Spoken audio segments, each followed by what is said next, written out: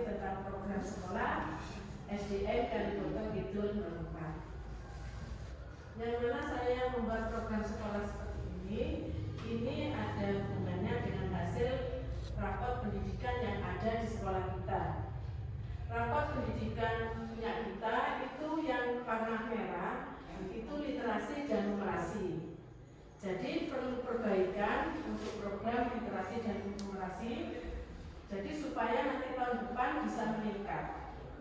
Di mana tujuan dari program sekolah tersebut yaitu mengembangkan potensi siswa secara maksimal baik akademik maupun non akademik dalam mencapai tujuan masa depan yang lebih baik. Di mana program sekolah itu sendiri mempunyai arti yaitu suatu program perencanaan dalam semua hal yang ada di sekolah untuk pendidikan siswa yang lebih baik dan dapat mencapai tujuan yang kita inginkan. Kemudian untuk pelaksanaan program sekolah di masing-masing lembaga, sekarang ini kita melaksanakan kurikulum Merdeka. Yang mana dalam kurikulum Merdeka tersebut ada yang namanya proyek P5. P5 itu sendiri yaitu proyek penguatan profil pelajar Pancasila. Jadi proyek P5 ini ada di dalam bagian kurikulum Merdeka. Dalam proyek P5 tersebut ada indikator 1 sampai 5 sampai 6. Bapak Ibu guru saya kira sudah paham apa arti yang beriman kepada Tuhan Yang Maha Esa. Yang satu, kedua berkebinekaan global, ketiga mandiri, keempat bergotong royong, lima penanaman kritis, enam kreatif.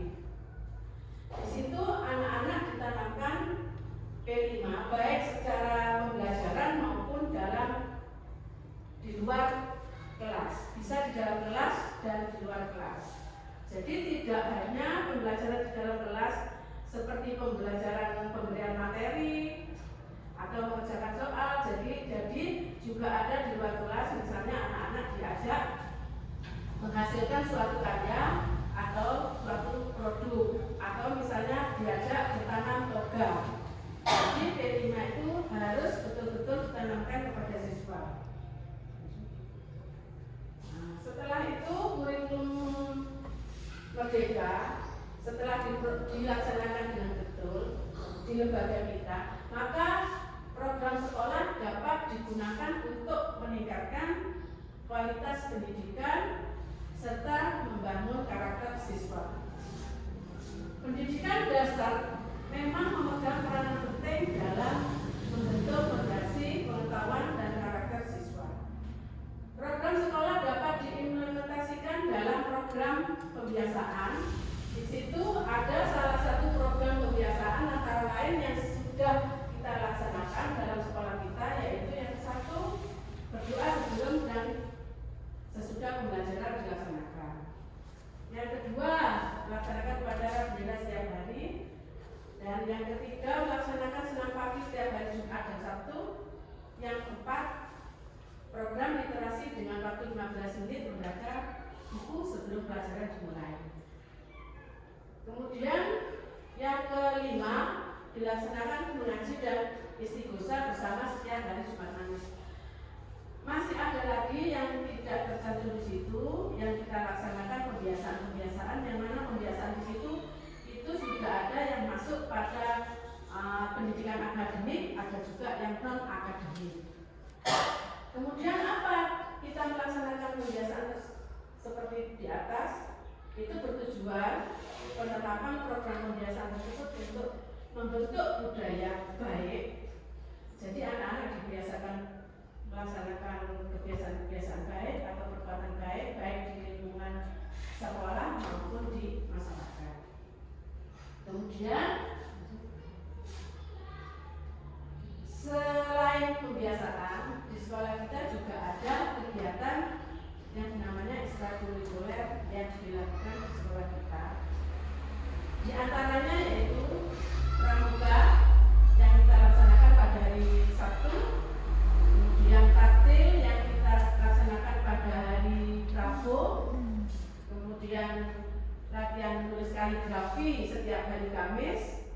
melaksanakan latihan volleyball atau bal voli pada hari Jumat. Itu kita laksanakan di luar jam sekolah, tapi kadang ada juga yang dilaksanakan pada jam sekolah, mungkin pada saat anak-anak jam istirahat atau setelah pulang sekolah, atau juga yang sore hari. Jadi melihat keadaan di sini, misalnya sore itu hujan, anak-anak bisa dilaksanakan pada saat pada saat sekolah, jam sekolah, ada jam istirahat, setelah jam pulang sekolah. Kemudian lagi, program sekolah tidak akan berjalan lancar tanpa peran dari orang tua. Jadi di sini peran utama dari orang tua sangat penting. Ya, selain ibu guru, orang tua juga kita ikut andil, ikut berperan. Karena apa? Karena anak-anak itu waktunya lama di rumah daripada di sekolah. Jadi waktunya lebih lama di rumah daripada di sekolah. Bu guru hanya mengawasi di sekolah saja. Kalau di rumah, apa kata orang tua? Paling tidak orang tua juga berperan dalam kegiatan yang ada di sekolah. Misalnya yang pertama, mengawasi kemajuan akademik. Paling tidak orang tua memiliki peran dalam memantau kemajuan akademik anak. Misalnya di rumah, anak belajar tidak pernah didampingi. Jadi dibiarkan anak-anak itu dibiarkan belajar iso terserah. Jadi paling tidak didampingi mana yang tidak bisa, mana yang bisa, tidak bisa. Nanti siapa yang mengajari, itu paling tidak orang tua punya perhatian terhadap anak. Jadi tidak dilepas begitu saja, wes pokok jari guru jangan seperti itu ya orang tua.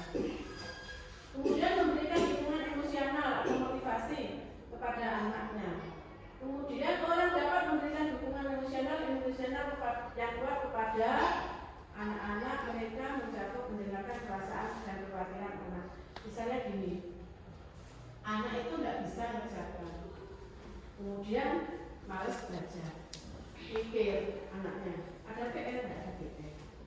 Kemudian orang tua juga bisa memotivasi, ayo kamu belajar, nanti kamu kalau nilai ulangan dapat baik, misalnya contoh ya, nanti kamu saya ajak ke pemandian, itu motivasi.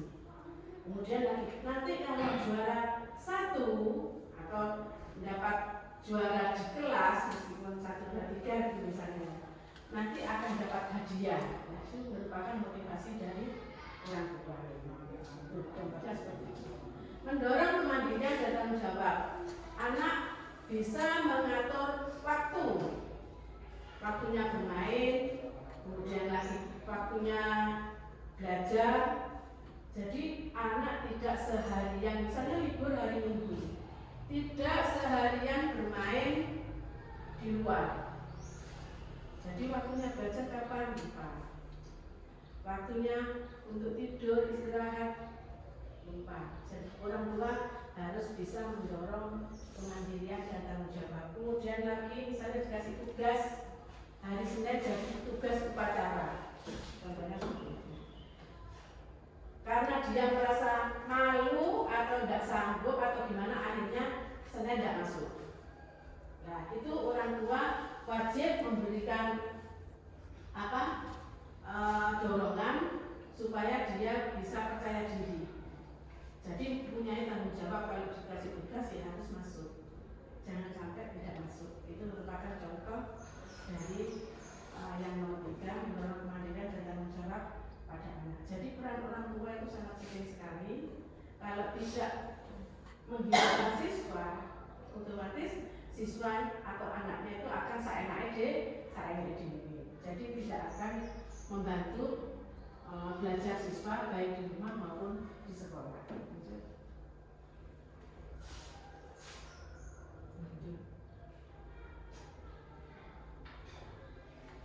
Kemitraan dengan instansi lain. Jadi sekolah kita, supaya program sekolah kita bisa berjalan lancar dan dapat tercapai apa yang kita inginkan, kita tidak akan bekerja sendiri, jadi kita juga membutuhkan kerjasama dari instansi lain.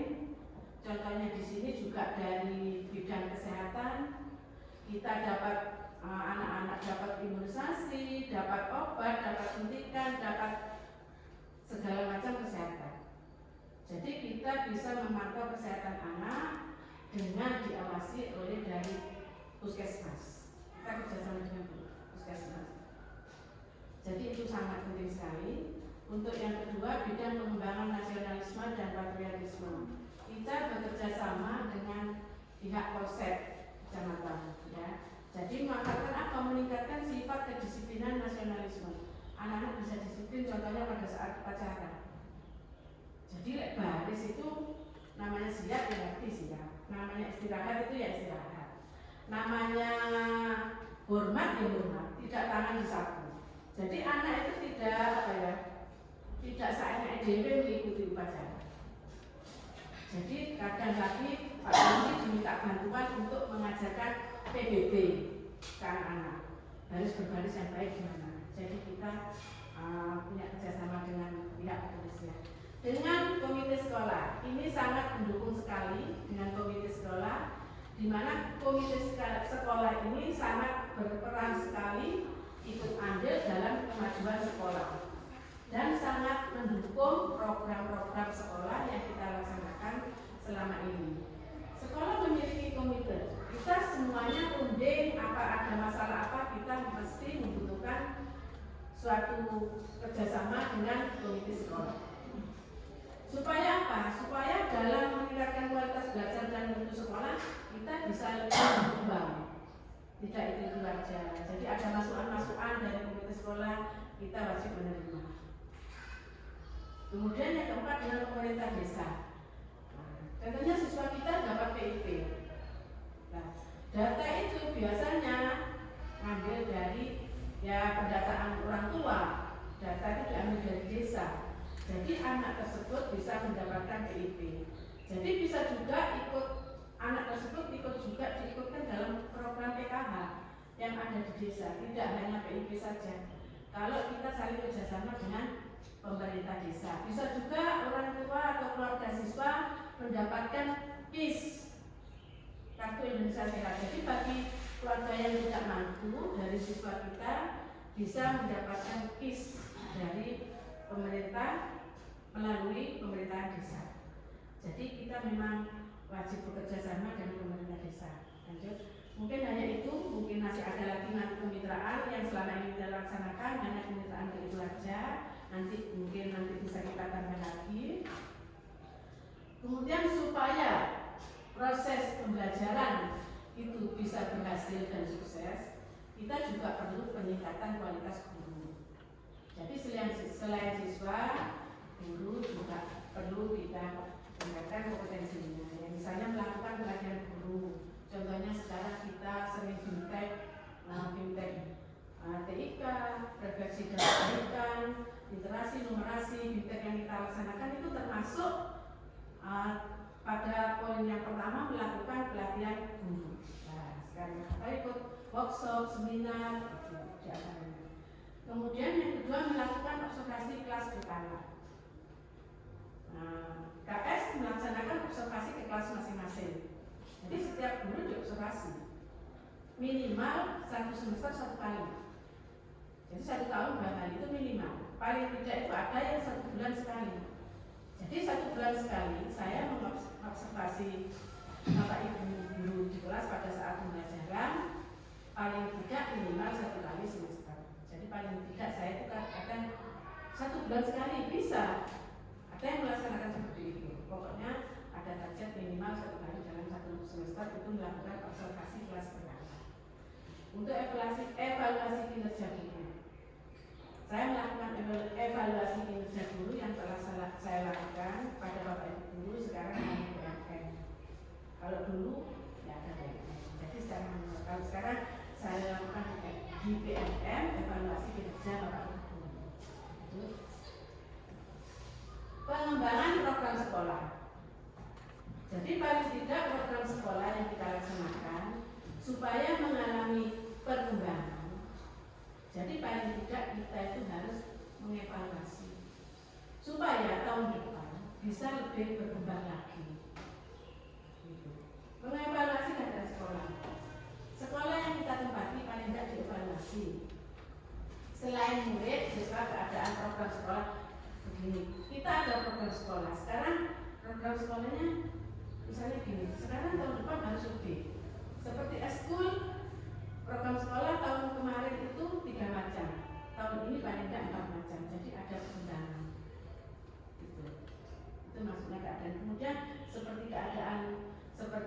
kebersihan juga kita jaga. Misalnya dulu masih banyak sampah berserakan, kita lebih perbanyak tempat sampah dan keran. Keran itu paling rendah tiap kelas ada satu. Itu mengevaluasikan dari sekolah. Kemudian menerima kritik dan saran, kita wajib menerima kritik dan saran baik dari siswa, orang tua dan masyarakat. Kalau sekiranya kritik itu membangun, kita terima. Ya. Kemudian kita evaluasi kritikannya gimana, kita terima, kita laksanakan. Misalnya contohnya kalau pernah kritik, ada yang kritik gini, Bu, sekolahnya kok masuknya siang, misalnya. Gimana kalau masuknya jam 7? Nah, itu kritik membangun, tidak apa. Bu, selama ini kita mengajinya kan hanya sebulan sekali, misalnya. Gimana kalau mengajinya itu dari seminggu sekali? Kalau sekiranya kritik atau sarannya itu baik, bagus, kita terima, terus kita laksanakan. Jadi itu baik dari orang tua ataupun dari masyarakat. Melakukan pengembangan dengan cara menyatukan evaluasi tadi dengan kritik untuk program sekolah di tahun berikutnya.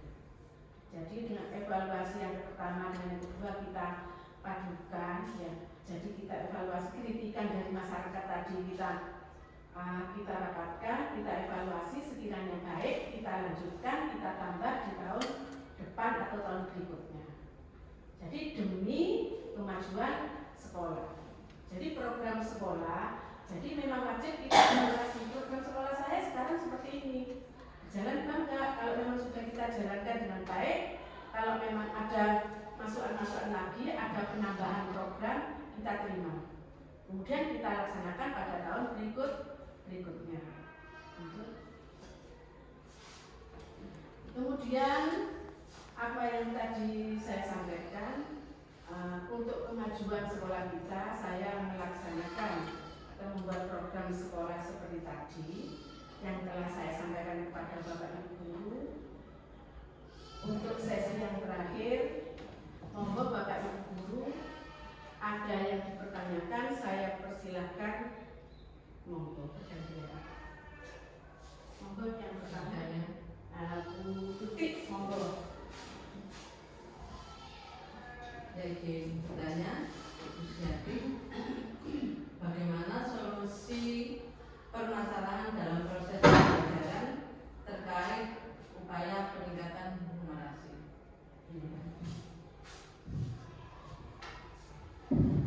Terima kasih pada Bu Tutik yang telah menanyakan permasalahannya.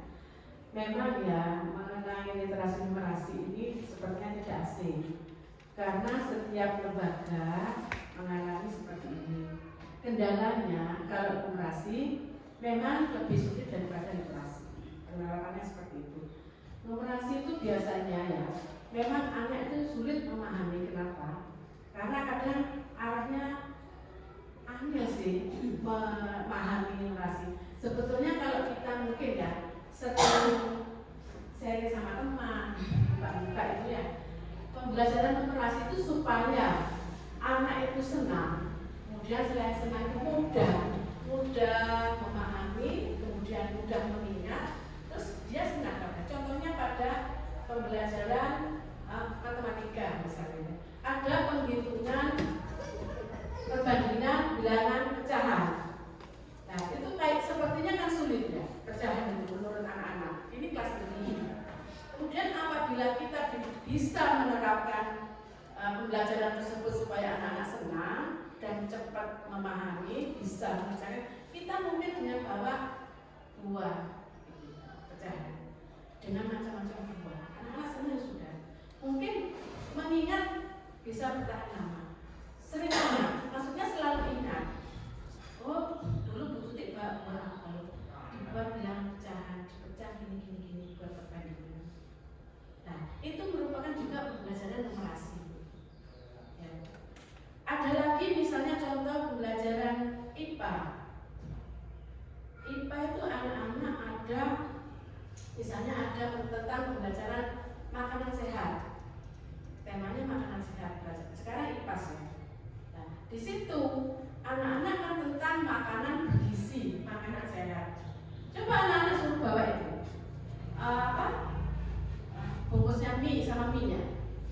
bagusnya mie atau kotak susu. Di situ kan ada kandungan gizi.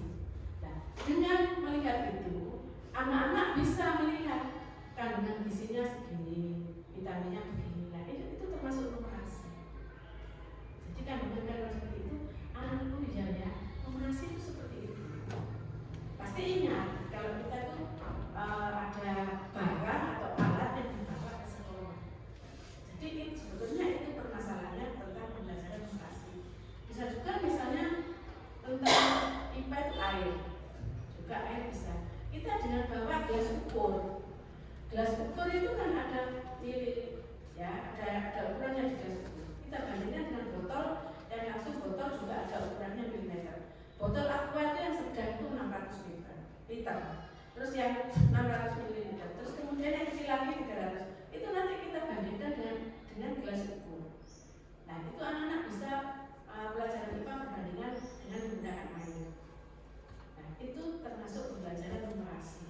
Mungkin kalau langsung cuma diterangkan materi saja di papan, mungkin anak-anak juga mengalami kesulitan ya, tidak ada bendanya. Jadi mungkin dengan beberapa alat peraga yang menarik anak-anak, numerasinya akan meningkat. Bagaimana Bu Tuti? Ya, numerasi dan sebagainya. Iya, sama-sama.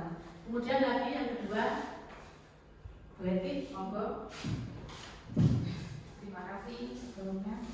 Ada satu pertanyaan yang saya ingin tanyakan pada Ibu, yaitu bagaimana upaya kita dalam meningkatkan kemampuan literasi peserta didik. Terima kasih. Terima kasih Bu Eti. Tadi sudah pertanyaan mengenai numerasi ya, sekarang mengenai literasi. Bagaimana cara meningkatkan, kata Bu Eti, kemampuan literasi siswa? Sebetulnya yang pembiasaan tadi sudah ada ya, sudah ada membaca 15 menit sebelum pembelajaran dimulai. Tapi kok masih banyak yang anak itu tidak kurang literasinya. Jadi menurut saya gini, apa upaya kita kan gitu ya, supaya literasi siswa itu meningkat. Misalnya kita buat jadwal dalam kelas. Misalnya kita jadwalkan pembelajaran literasi hari Senin, jadwalnya kelas 1 literasi, sehari literasi. Entah pelajaran apapun itu pasti ada literasinya. Misalnya bahasa literasinya anak suruh membaca sampai seksama, terus kita suruh maju apa isinya dia membaca itu literasi juga. Jadi nanti hari Selasa kita buat jadwal kelas 2 yang literasi, sehari literasi kelas 2. Jadi kita jadwal literasi. Seterusnya kelas 3 Rabu, kelas 4 Kamis, kelas 5 Jumat, kelas 6 Sabtu jadwal literasi. Jadi kita buat jadwal literasi. Ya. Itu solusi yang pertama. Yang kedua, mungkin kita buat jurnal literasi. Jurnal literasi itu seperti ini. Kita kan di kelas punya pojok baca ya, meskipun kita tidak punya perpustakaan. Pojok baca itu kita fungsikan.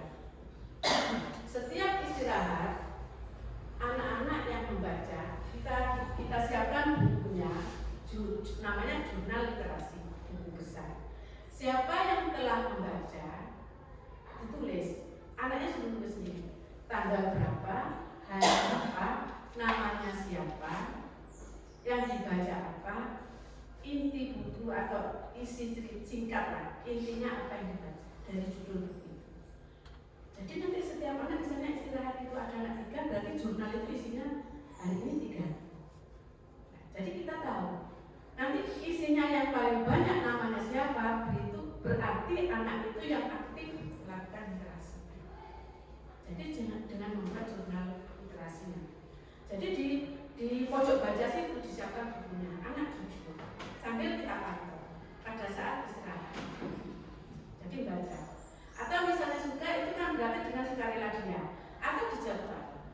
Misalnya hari ini namanya ini waktu istirahat. Hari ini namanya ini pada saat istirahat. Dijadwal bisa, ataupun anaknya sukarela membaca setiap istirahat bisa. Jadi tidak anak-anak tidak merasa terbebani. Jadi kita sampaikan, jadi dengan senang, dengan anak-anak tidak terbebani, senang. Jadi membaca di pojok kaca itu semua. Itu merupakan ya juga contoh salah satu peningkatan literasi dari siswa.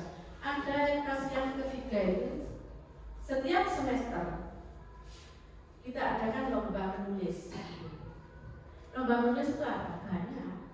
Bisa anak-anak disuruh mengarang cerita, cerita narasi atau deskripsi, disuruh lomba buat puisi, itu semuanya literasi. Suruh buat kartu setiap semester.